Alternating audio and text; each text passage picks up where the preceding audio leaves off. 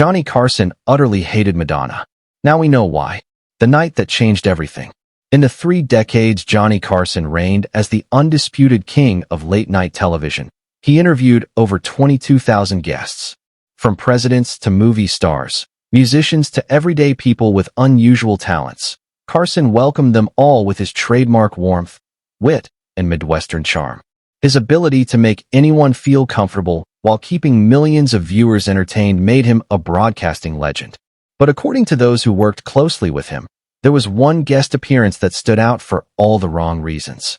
A 1987 interview with Madonna that reportedly left Carson not just uncomfortable, but genuinely angry, an emotion the famously controlled host rarely displayed. "I've never seen Johnny that upset after a segment," revealed a former Tonight Show producer who was present that evening. He was always professional on camera, but backstage afterward, he was visibly disturbed by what had just transpired. It wasn't just disappointment. It was something closer to disgust. Tonight, we explore the 10 reasons why this legendary appearance reportedly disturbed Carson so profoundly and how it came to represent a turning point in how he approached celebrity guests for the remainder of his storied career. The 10 cardinal sins. "It's nice to have you here." "Thank you." "Yeah, I'm fine." "Now, that is a nice outfit." "Thank you." "You design a lot." "You get in one." She turned every line into a sexual joke. Johnny Carson was no prude. Throughout his 30 years hosting The Tonight Show, he became famous for his sly double entendres, raised eyebrows, and perfectly timed innuendos. Carson understood that sexual humor could be both sophisticated and broadly appealing when handled with the right touch.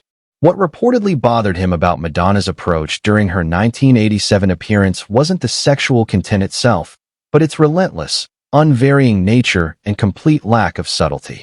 Johnny appreciated clever innuendo, the kind where adults got the joke while it went over kids' heads, explained a writer who worked on the show during this period. What Madonna did was something entirely different. She turned virtually every question, no matter the subject, into an explicit sexual reference. There was no craft to it, no build, no cleverness, just crude repetition. According to those present for the taping, Carson initially attempted to steer the conversation toward Madonna's music, her rising film career, and her cultural impact. Each time, she reportedly redirected the discussion towards sexual topics with increasingly explicit references. You could see Johnny trying different approaches, recalled a production assistant who witnessed the interview. He'd ask about her upcoming tour. She'd make a joke about what happened backstage. He'd mention her recent film. She'd turn it into an explicit reference. After a while, he seemed to realize there was no steering this ship back to safer waters. This one-note approach reportedly frustrated Carson, not just personally, but professionally. As someone who had spent decades mastering the art of conversation, he reportedly found Madonna's repetitive focus on shock value to be not just inappropriate, but boring. "Johnny once told me that true comedy requires range," noted a colleague who worked closely with Carson. He felt Madonna was essentially telling the same joke over and over, and not a particularly clever one at that. For someone who valued wit and variation as much as Johnny did, that was almost as offensive as the content itself. Carson's reaction wasn't prudishness, but professional disappointment. The response of a master craftsman watching someone with enormous talent resort to the easiest, least creative approach to generating audience reaction. Johnny had nothing against edgy humor, the writer emphasized. What bothered him was lazy humor, using shock as a substitute for wit. He felt Madonna was capable of so much more, which made her reliance on the cheapest form of attention getting particularly disappointing. I may not be up on these things exactly, but what would you? What am I wearing? Yeah, if I went into a lingerie shop and I wanted to buy one of those for somebody. 2.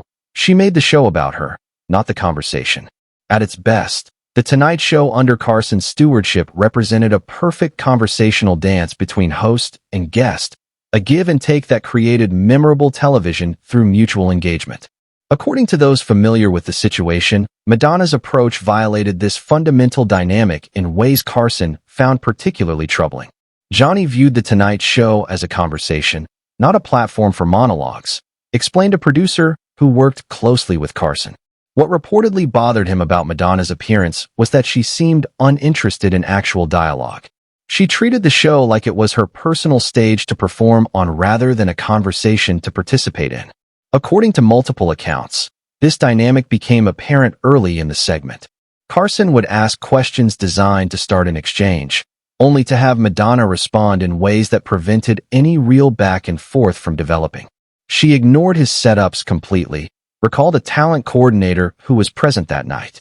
Johnny would offer these perfect prompts that could have led to interesting discussions, and Madonna would completely disregard them in favor of whatever she had predetermined she wanted to say. It was like two people having completely separate conversations. This approach reportedly struck at something Carson valued deeply, the art of listening. Throughout his career, Carson had distinguished himself through his ability to truly hear what guests were saying and respond authentically, creating genuine moments rather than simply moving through predetermined talking points.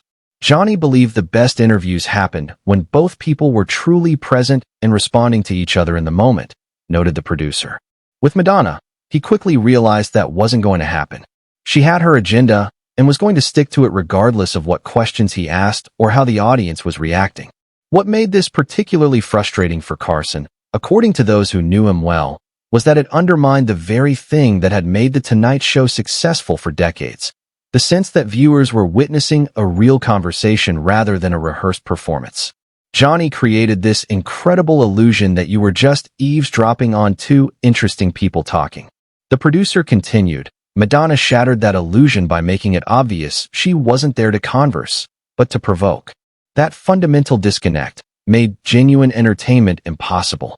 Carson's response to this dynamic was reportedly one of his classic techniques, strategic disengagement. According to those who observed the interview closely, he gradually stopped investing energy in creating a connection and instead simply asked basic questions, letting Madonna's approach speak for itself.